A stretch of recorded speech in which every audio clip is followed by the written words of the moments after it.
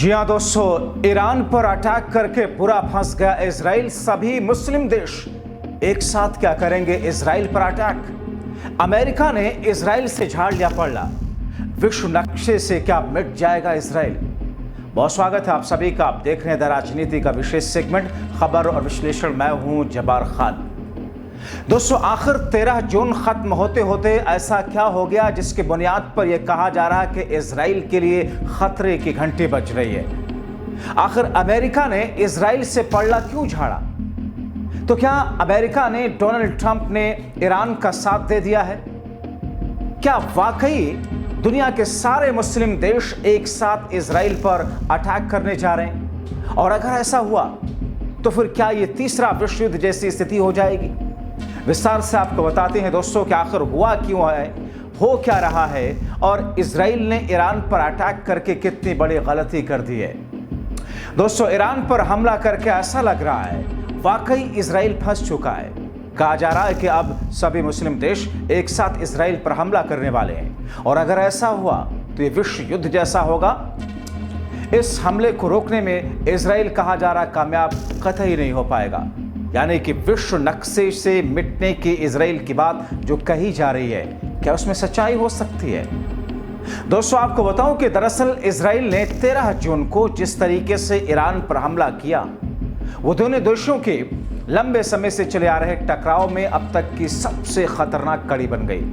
इस हमले में लगभग 200 इजरायली फाइटर जेट्स ने ईरान के न्यूक्लियर प्लांट्स, मिसाइल फैक्ट्रियों और टॉप मिलिट्री ऑफिसर्स को निशाना बनाया। तेहरान और तनाज जैसे संवेदनशील क्षेत्रों में जबरदस्त तरीके से धमाके हुए। ईरान के सर्वोच्च नेता, सुप्रीम लीडर आयतुल्लाह खमैनी ने इजराइल के इस हमले के बाद में बेहद आक्रोश लहजे में, सख्त लहजे में चेतावनी दी है। उन्होंने साफ संदेश दिया कि इजराइल को अब इस हमले का अंजाम पूर्ण रूप से भुगतना होगा।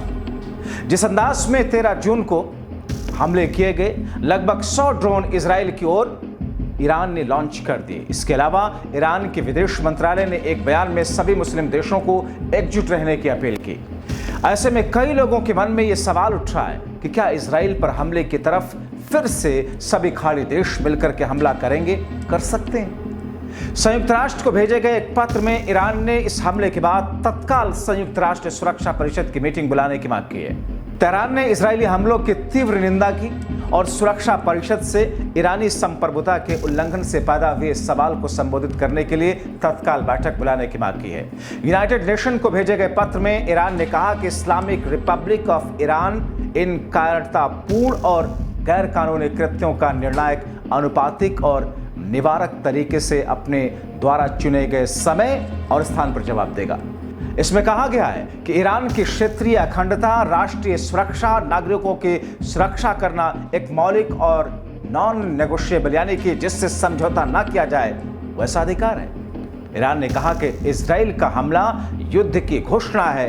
ईरान के विदेश मंत्री अब्बास अराक्ची ने संयुक्त राष्ट्र को लिखे पत्र में इजराइल की आक्रामकता युद्ध की घोषणा बताया। अराक्ची ने IAEA को पत्र लिख करके IAEA चीफ ग्रासी से ईरान के परमाणु स्थलों के खिलाफ इजरायली हमले की निंदा करने का आग्रह किया।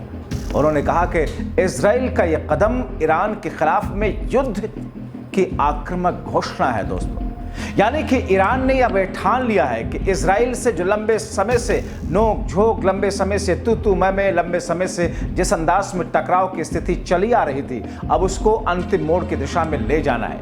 और अंतिम मोड़ की दिशा क्या हो सकती है? आप जानते हैं कि हाल के दिनों में, बीते कुछ वर्षों से जिस तरीके से इजराइल और फिलिस्तीन के बीच में जो कुछ चल रहा, गाजा में जिस तरीके से इजराइल ने तबाही मचाई है, जिस अंदाज में वहां पर मासूमों की जान गई, जिस तरीके से आम सिविलियंस को मारा गया, मासूम बच्चों को मारा गया, महिलाओं को मारा गया, बुजुर्गों को मारा गया, अब कहीं ना कहीं उसका एक्सटेंशन देखने को मिलेगा।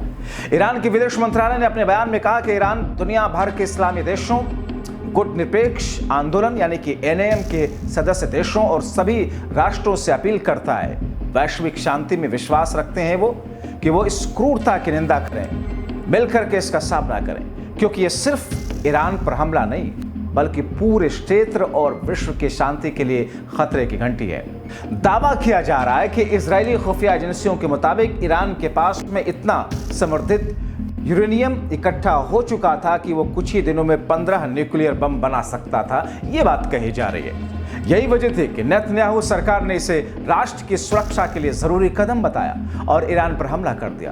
ये दोस्तों ठीक वैसे हो रहा है जैसे एक वक्त में अमेरिका ने इराक पर अटैक किया था और ये कह गए कि इसके पास में रासायनिक हथियार है। हालांकि दोस्तों इस बीच में ईरान ने इस दावे को खारिज किया और इजराइल पर आक्रामकता, साजिश, क्षेत्रीय स्थिरता फैलाने का आरोप लगाया।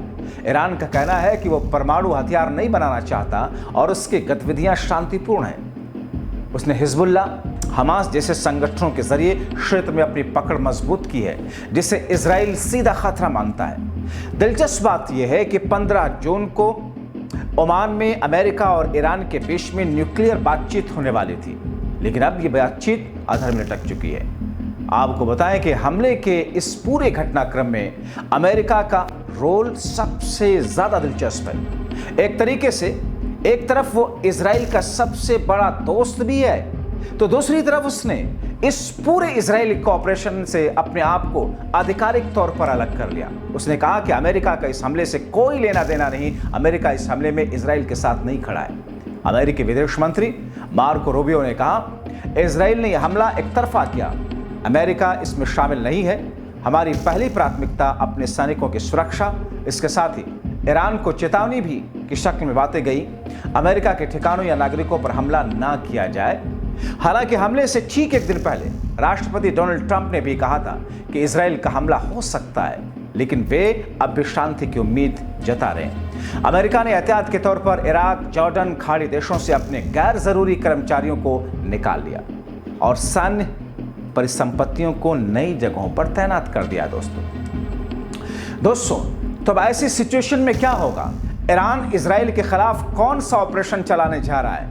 और ईरान ने जिस तरीके से इजराइल पर ड्रोन से हमले किए, इसके बाद में इजराइल ने जो अपील की है मुस्लिम देशों की, जो बातचीत मुस्लिम देशों और ईरान के बीच में हुई है, क्या ईरान के साथ में वो सारे के सारे मुस्लिम देश खड़े होंगे और इजराइल पर एक साथ अटैक करेंगे? इजराइल के इस हमले से ईरान के सर्वोच्च नेता आयतुल्लाह खामेनी आग बबूला है। उन्होंने धमकी दी है कि इजराइल को इसका घातक अंजाम भुगतना होगा बहुत जल्द। ईरान ने भी इजराइल की तरफ 100 से ज्यादा ड्रोन लॉन्च किए।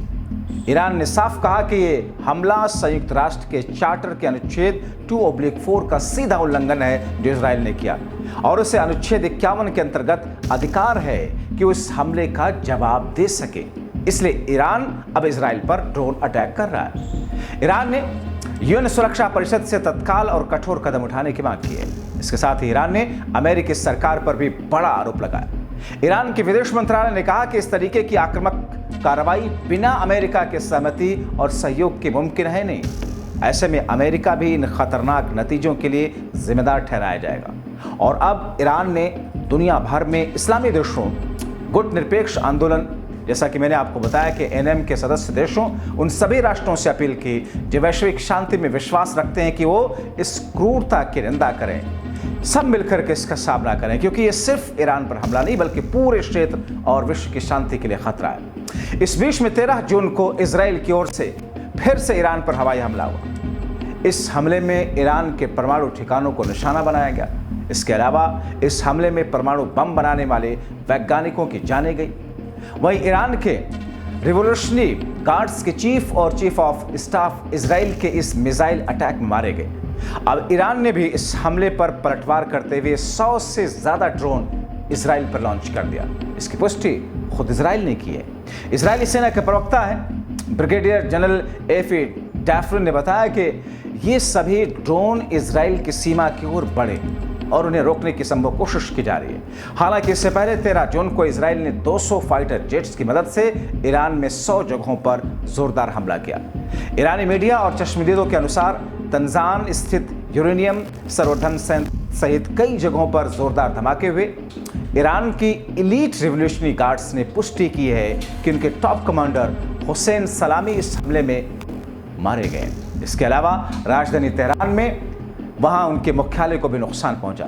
ईरान के सर्वोच्च नेता आयतुल्लाह खमेनी ने इजराइल के हमले पर कहा कि इजराइल को अब इस हमले का अंजाम भुगतना होगा और दुनिया देखेगी। इसराइल ने ईरान के खिलाफ खूनी संघर्ष छेड़ा है और अब इसराइल को घातक अंजाम के लिए तैयार रहना चाहिए। अपने सोशल मीडिया एक्स पर पोस्ट करते हुए ईरान के सुप्रीम लीडर आयतुल्लाह खमेनी ने लिखा कि इजरायली हमलों में कई कमांडर और वैज्ञानिक मारे गए, यानी कि पुष्टि वो इस बात की कर रहे हैं कि कई महत्वपूर्ण पदों पर बैठे हुए ईरानी लोग मारे गए। इससे पहले इसराइल के एक वरिष्ठ सुरक्षा अधिकारी ने ईरान को न्यूक्लियर डील साइन करने की चेतावनी दी, यानी कि न्यूक्लियर डील को ईरान साइन करे, न्यूक्लियर वेपन न बनाए। इसराइल के वरिष्ठ अधिकारी चेतावनी देते हुए कहते हैं कि ईरान इंटरनेशनल से बातचीत में कहा गया है कि अगर तेहरान ने अमेरिका के साथ में परमाणु समझौते पर हस्ताक्षर नहीं किए तो उसे और हमलों के लिए तैयार होना होगा। यानी कि दुनिया, अमेरिका, इसराइल ये कतई नहीं चाहते कि ईरान भी परमाणु संपन्न देश बने। उस अधिकारी के मुताबिक ये हमले ईरानी शासन की स्थिरता को खत्म करने तक जा सकते हैं। मंशा है कि ईरान या तो समझौता करे या उन हमलों का सामना करे जो उसे शासन की नींव उसके हिलाएंगे।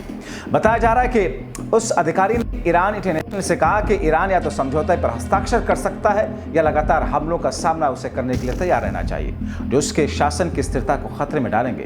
वो कहते हैं कि ईरान ने वार्ता के दौरान संयुक्त राज्य अमेरिका को धोखा दिया, यूरेनियम संवर्धन जारी रखते हुए समय बर्बाद करने की कोशिश की। अगर ईरान ने ईमानदारी से वार्ता में प्रवेश किया होता तो इसराइल ने हमला नहीं किया होता। वो अपने हमले का जस्टिफिकेशन दे रहे हैं। मगर दोस्तों, जिस तरीके से ईरान के सुप्रीम लीडर ने इसराइल को चेतावनी दी उससे इसराइल डरा हुआ लगता है। आयतुल्लाह खमेनी ने जिस तरीके से मुस्लिम देशों से इसराइल के खिलाफ मुहिम की अपील की उसे विश्व में माहौल और तनावपूर्ण होगा।